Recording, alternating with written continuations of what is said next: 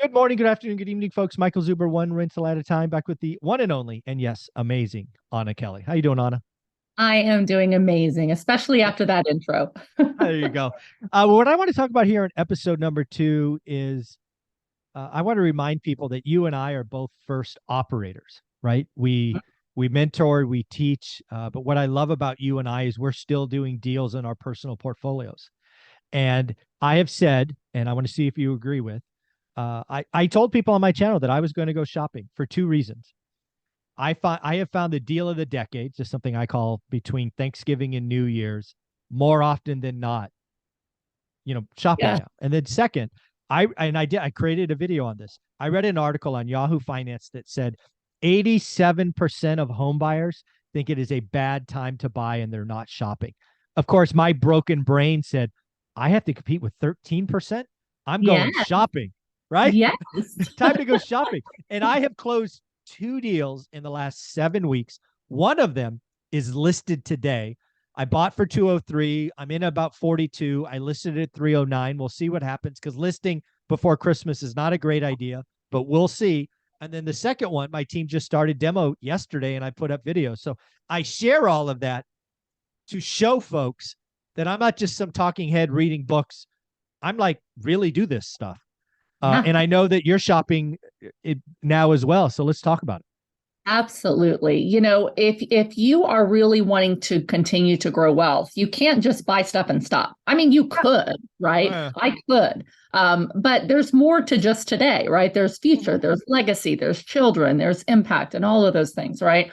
So I'm always doing deals, and I don't think I'll ever stop. My husband's like, no. when will we stop? When is enough enough? I'm like, I have too much fun. I get to make Yeah. an impact on too many people. I Yeah. don't think I'll ever stop. Maybe if I'm 80, maybe I'll say, okay, it's time to Yeah. stop buying and just enjoy and, travel, Yeah. right? But I'm always buying and I'm always looking for opportunity. And so something you might find interesting, Michael, mostly I'm a multifamily investor, Absolutely. operator, developer. We just did a big deal that we're closing on in Raleigh, North Carolina, a Yeah. value add. We're doing a big development deal in Dallas. But I'm still looking for single family houses and small multifamily rentals, right? Yeah. Because when you are really tuned in and you know your financial goals, you're always saying, where is there opportunity today? Where is there the best opportunity? Because there's opportunity cost to everything that you buy, right? Mhm. Where is there the best opportunity for the most profit that meets my financial goals today?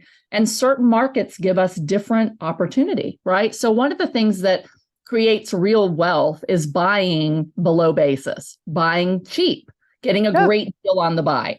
If you've been looking under a rock for the last year and a half, it's been really tough to buy anything below market, right?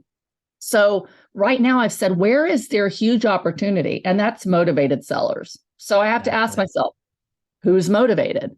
Why are they motivated? Multifamily sellers like me are not motivated.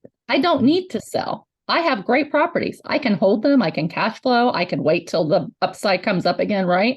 So it's really tough to find great deals in multifamily. Single family, like you said, a lot of sellers are like, I'm done. I'm I'm not going out. to move, right? Because if they sell, they have to buy something more Exactly. expensive with the higher rate that's going to cost them more even to downsize. But who's super motivated, Michael? If you've been watching the news over the last couple of weeks, developers, single family home developers, they are hurting. They Mm. are motivated, and they are who I believe is the most motivated to sell right now. So I just put under contract this week a brand new home. It's not finished being built.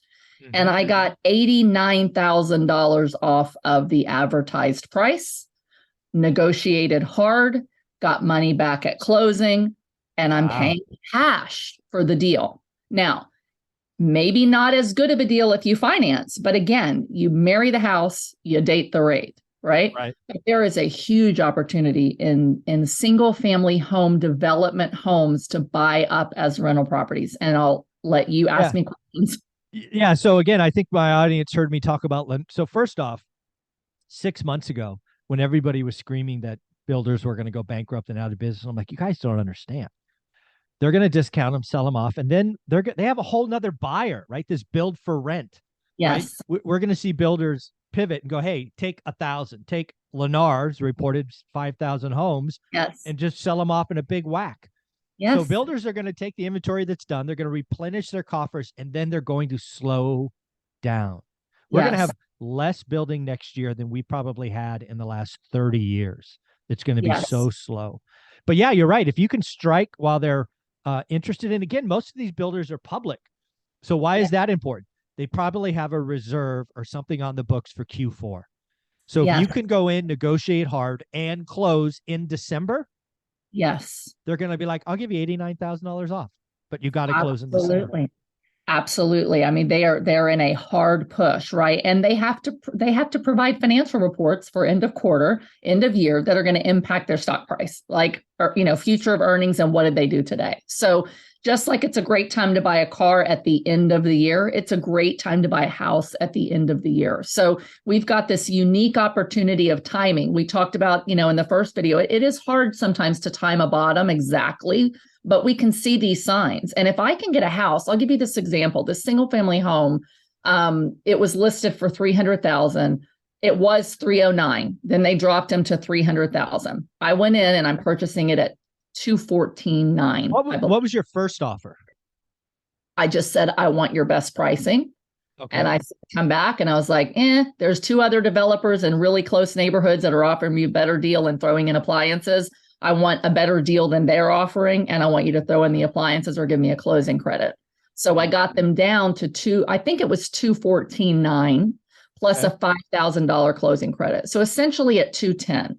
Now, here's the great thing about this. This is in the top quadrant of San Antonio, Northwest San Antonio, schools rated 10, brand new, highly rated, high income neighborhoods.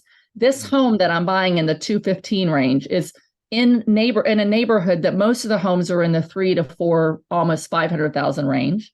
Wow. Extremely low crime, really good jobs. So it's what we want for recession resilient long-term holds is great schools, great jobs, low crime. What's really interesting, Michael, is when I was looking for similar homes in older neighborhoods that are built in the 70s and 80s, they're more expensive, even with price cuts in those older neighborhoods than what I'm buying brand new in the best neighborhood, right? So not only is this a great price for today, but home builders always offer incentives and usually can get you in a little less than buying an existing home in an existing neighborhood. But once the development is done being built, those become similar comps, and actually the prices actually go up higher than existing. But buying from a developer, you usually get a better deal. And this time, end of year, with where rates are, with desperate builders to unload thousands of homes, it's a slam dunk. So I bought one. I'm just curious, did you actually have to tell them you'll close by December 31st? Was that important? I told him I can. And what happened is the house that I wanted, someone else put it under contract the same day. And he said, we've got another one. It actually was a little nicer than the first one. It had some stone on the entry where the other ones didn't have any of that. They honored the same price, but they can't close it till January. But I've told them, if you can settle in this year, I'll settle this year. Okay. Yeah. I figured that would be important to them. What would something like that rent for, you think? I know they'll rent for $1,800 a month. So 215 purchase. That's I don't know. What's that? Probably I don't know. You're a multi. What's that, like a 6 cap? 6.5? It's about a 6% return because the tenants will pay all their own utilities. We don't know taxes for sure, but I've got pretty good comps to tell on that. And so, it's 6% cash on cash. But that's cash flow every single month in your pocket of about $900 a month on a $200,000 investment, in a really stable, brand new, nothing to be done to it home in an upper class neighborhood. So again, even if values came down for a year or two, over the long term, you're going to have appreciation, better appreciation than some other homes. And I can always put a mortgage on it later when interest rates come back down if I decide to do that. Did you call them up and go direct, or did you do all this through an agent? I did it through an agent that I know and wanted to bless with a commission, right? There you go. Yeah, they don't care if you go direct or not. With the home builder, it's all about, here's the price. This is the lowest we can sell it.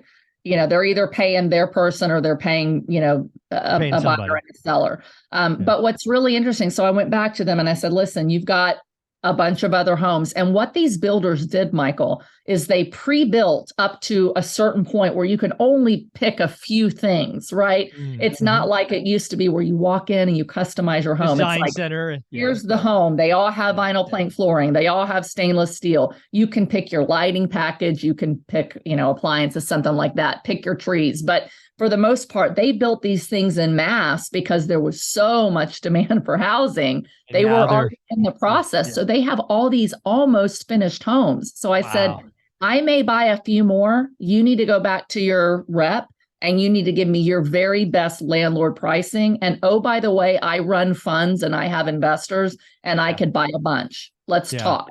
And so I'm looking to negotiate, maybe buying a few, depending on what kind of pricing, they'll provide me.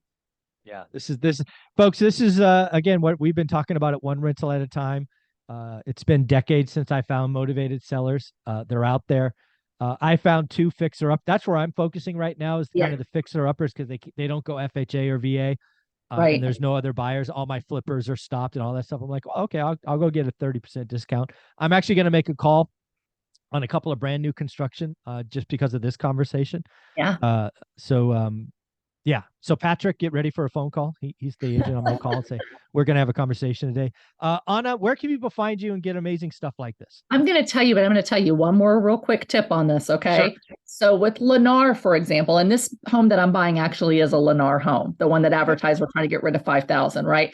They have some that are build for rent communities. You don't necessarily want to buy them in the build for rent communities, because then you've got a lot of competition for your rental rates, right? Everything's the same. Yep. Find out there's many of them that are not built for rent, but they will sell them still to investors. So that's just a quick thing.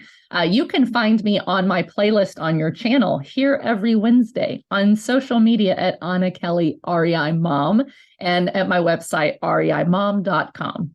Thank you so much, folks. Do the work. Do the work. Thank you so much.